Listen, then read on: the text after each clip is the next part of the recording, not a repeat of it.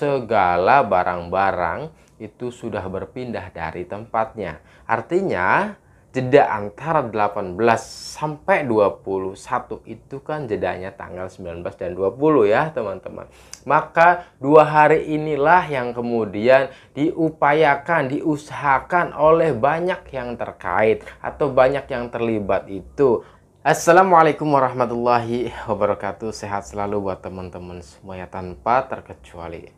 Baik teman-teman, kalau beberapa hari kemarin ada kabar gembira bahwa dari oknum OOJ ini ada yang sudah ditersangkakan dengan inisial T ya teman-teman. Nah, pertanyaan selanjutnya, dan ini juga banyak pertanyaan yang sama dari teman-teman semuanya. Dari satu tersangka OOJ ini, apakah akan bernyanyi dan akan menyeret semuanya yang ada keterkaitannya, yang terlibat dalam ranah membantu para pelaku atau tidak? Ya, sebelum mengarah ke sana, akan kita jelaskan terlebih dahulu bahwa begini ya teman-teman. Pertama, ada sebuah bukti bahwa TKP itu telah rusak, bahwa TKP itu telah terkontaminasi, ya, sehingga segala jejak DNA yang ada di dalam TKP sudah tercampur aduk semuanya, alias sudah rusak sehingga sangat sulit dideteksi oleh pihak-pihak yang berwajib. Itu yang pertama. Kedua, adalah skenario yang telah dijalankan baik dari para pelaku maupun gerombolannya, termasuk di situ oknum OOJ-nya yang merintanginya. Yang selanjutnya, bahwa kasus ini sangat unik ya teman-teman. Uniknya bagaimana? Kasus ini terlihat mudah dan sederhana, tetapi nyatanya sangat lama sekali. Hingga hari ini baru 2 terpidana menuju 3 tahun atau menuju 4 tahun hari ini ya teman-teman. Nah, dari dasar itu kemudian kita bandingkan, korelasikan dengan apa yang telah dinyatakan oleh Ibrahim Tompo misalkan dahulu, bahwa ternyata ada upaya bersih-bersih dilakukan oleh perwira dan 2 bintara. Maka pernyataan ini akan korelatif dan berkesinambungan ketika ada sebuah pertanyaan akan menyeret siapa saja. Bahwa teman-teman, kalau inisial T itu adalah hanya menyuruh uji, hanya menyuruh untuk bersih-bersih, tanda kutip dugaannya adalah menghilangkan atau merusak jejak dari yang ada, dari yang sebenarnya. Yang kedua juga, siapakah sosok yang memberikan atau berupaya bersih-bersih yang telah diucapkan oleh Bapak Humas Ibrahim Tompo tersebut. Beliau dengan jelas dan terang benderang mengatakan ada upaya bersih-bersih yang telah dilakukan oleh perwira dan 2 bintara. Itu dilakukan oleh mereka pada tanggal 19. Ingat, tersangka inisial T ini menyuruh uji ini pada tanggal 19. Dan dinyatakan oleh Bapak Humas itu bahwa perwira dan 2 bintara itu ada, yaitu menjelang sore sebelum pemberangkatan daripada saksi-saksi yang memasuki TKP, baik sipil maupun daripada anggota. Sore itu yang datang siapa saja? Ada di sana Mulyana, ada di sana Aep, ada di sana Gede, ada di sana Arif, ada di sana Yosep, ada di sana Yoris, ada di sana siapa? Polisi-polisi yang lain itu yang katanya sudah ada di dalam TKP dan lain sebagainya, yang alasannya adalah mengambil kucing. Apakah ini adalah korelatif sehingga untuk menjawab dari pertanyaan teman-teman, Polda Jabar semestinya dalam hal ini, dalam hal OOJ ini juga mengusut tuntas dari dasar yang telah saya ucapkan di awal, yang TKP rusak lah, yang enggak skenario sudah dijalankan lah, misalkan walaupun skenario yang sudah dijalankan adalah gagal total, gatot ya kan, dan sebagainya. Lalu kemudian kasus ini sengaja dibuat lama atau memang sengaja buat ditutupi dan sebagainya. Dari dasar itu kemudian nyambung korelatif dengan pernyataan Bapak Ibrahim Tompo yang pada tanggal 19 itu dengan jelas dan transparan beliau mengatakan ada upaya bersih-bersih yang dilakukannya. Nah, apakah oleh orang yang sama? Apakah oleh orang yang sama yang melibatkan juga orang-orang lain, baik sipil maupun para anggota saat itu?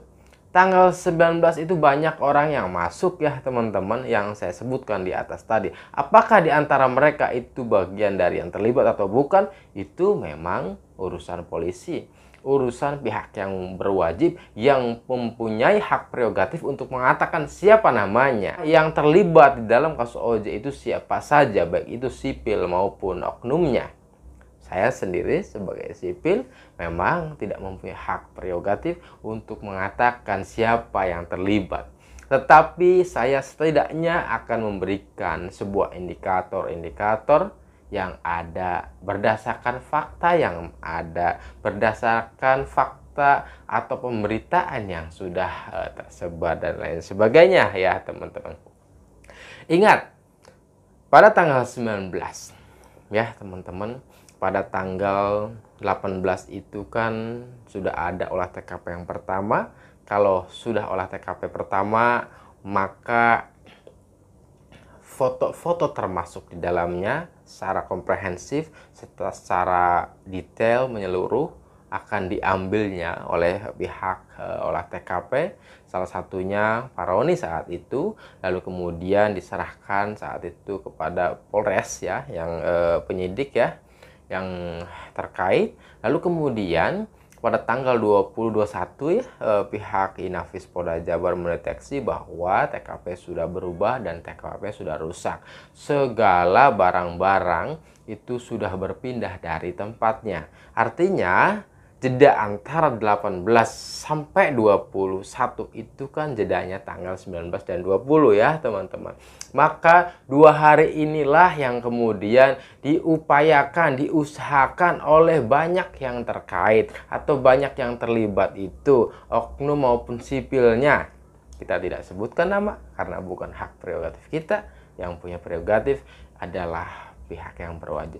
Minimalnya adalah indikator, berarti foto yang pertama dengan dibandingkan foto yang 21 tanggal itu, maka jedanya memungkinkan tanggal 19 dan tanggal 20 di tengahnya. Ini yang memungkinkan TKP kemudian dirusak.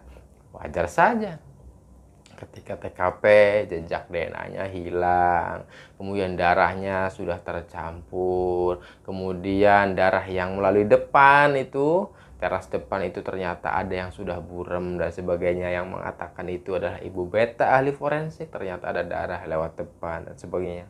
Walaupun sudah ada samar karena sudah terkontaminasi dan dikontaminasikan. Kan begitu. Kalau kontaminasinya adalah bercampur dengan sendirinya, mungkin fine-fine aja. Tetapi kalau dicampur oleh orang, ini yang kemudian mempersulit segala penyelidikan dan penyidikan itu ya teman-teman. Itulah sebuah indikator. Kapasitas kita sebagai media hanya memberikan sebuah indikator, ya enggak teman-teman. Selebihnya adalah pihak yang berwajib yang akan menyebutkan nama-nama siapa saja yang akan terlibat.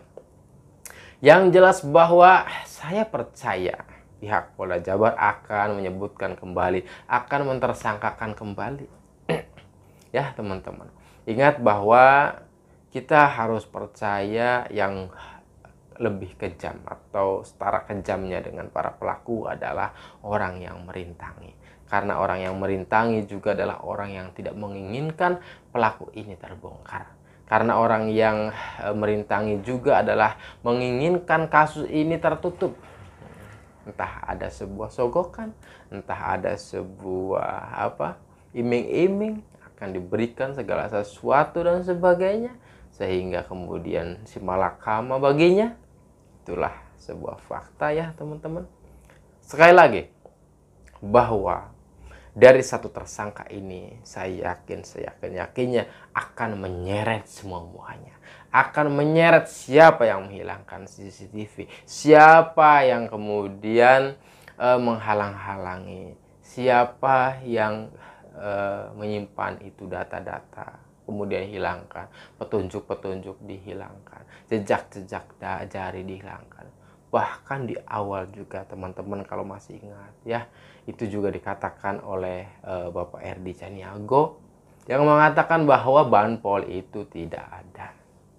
Sudah jelas dan mengatakan disuruh banpol, dan sudah jelas bukti banpol itu disuruh oleh ketua atau anggota Jatan Ras saat itu, dan itu diwawancarai oleh Kades.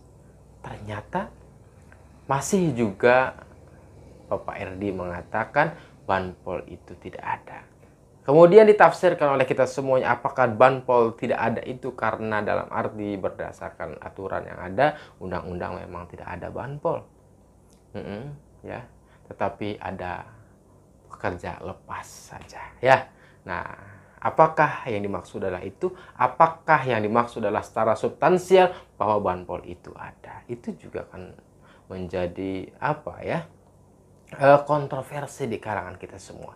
Satu sisi kita ini menginginkan kasus Subang ini terbongkar ke akar-akarnya, tetapi satu sisi kok dari pihak penegak hukum apakah itu secara substansial mengatakan banpol tidak ada, dalam arti akhirnya kita skeptis bahwa mereka menutup-nutupi. Kan begitu. Keraguan kita itu begitu, teman-teman.